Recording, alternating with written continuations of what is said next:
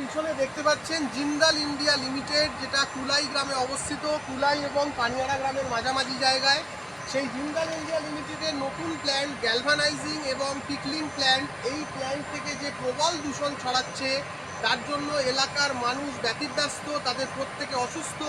গত 10ই মার্চ তারা যেতে বাধ্য হয়েছিলেন কুলাই হাসপাতালে, সেখানে 20 থেকে 26 জন মানুষকে ইনহেলার প্রেসক্রাইব করেছিলেন কুলাই হাসপাতালের সেই সময় অন ডিউটি ডক্টর। এরপরে 26 এবং 27শে মার্চ আবারও একই ঘটনা ঘটে এবং অন ডিউটি ডক্টর তাদেরকে পুনরায় ইনহেলার প্রেসক্রাইব করেন। তাহলে এই এলাকার মানুষের ভবিষ্যৎ কি? তারা কি ইনহেলার নিয়ে বেঁচে থাকবেন?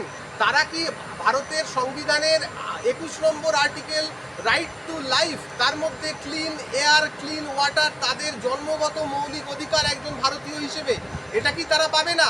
এটা কি এরা ছিনিয়ে নেবে? আমি এখানে এই টেপ নিয়ে এসেছি। এই যে জিন্দাল ইন্ডিয়া লিমিটেডের যে চিমনি দেখতে পাচ্ছেন, আমরা তো ভেতরে যেতে পারবো না, তার এই যে বাইরের বাউন্ডারি, এই বাইরের বাউন্ডারি থেকে আমরা আন্দাজ করতে পারি ওই ভেতরের যে চিমনি তার দূরত্ব বড়জোর 15 থেকে 15 মিটার মতো হবে। আর ওই যে বাউন্ডারি তার থেকে যে কাছের যে বাড়িটি তার দূরত্ব হচ্ছে 28 মিটার। তাহলে ওই চিমনি থেকে এই বাড়ির দূরত্ব খুব জোর হলে হবে 40 মিটার।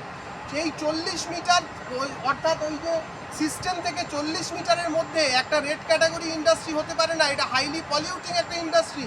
সেন্ট্রাল পলিউশন কন্ট্রোল বোর্ডের ডাইরেকশন আছে, এমনকি স্টেট পলিউশন কন্ট্রোল বোর্ডেরও ডাইরেকশন আছে।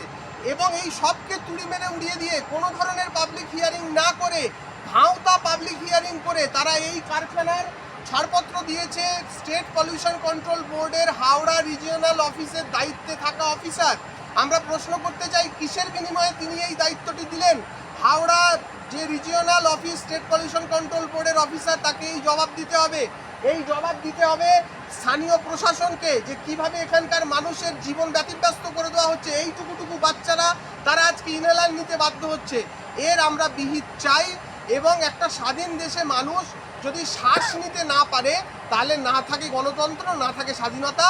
আমরা সমস্ত যে নবনির্বাচিত যে সরকার, তাদের প্রত্যেকের কাছে এই আবেদন করি, আপনারা এই অন্যায়ের বিরুদ্ধে মানুষের পক্ষে দাঁড়ান।